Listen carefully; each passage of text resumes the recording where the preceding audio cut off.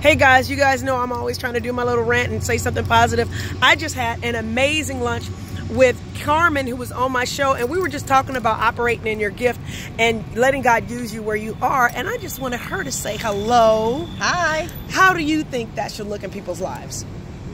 Letting God operate in your gift. I just think that's just walking out in faith and moving forward in what you believe in and what you feel that is in your heart. And I was just sharing with you a moment that I was in a school cafeteria at a silent auction with my niece, and the lady that was next to me viewing the same silent auction items that I was selecting, which began to share.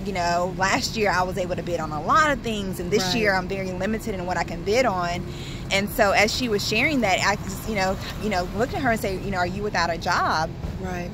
And she said, well, no, I just had back surgery and I'm still in recovering, so I'm doing odds and end jobs, and my income is not normal.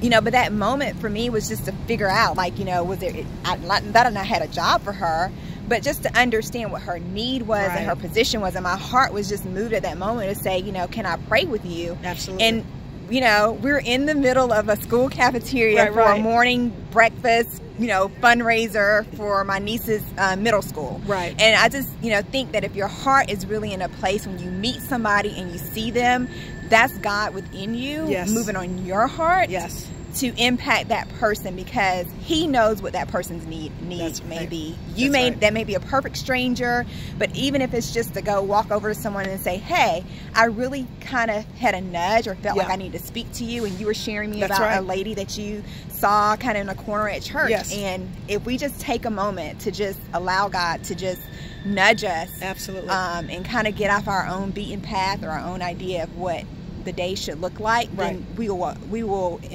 humble ourselves, and He will heal our land. It says, if you humble yourselves, I will heal your land.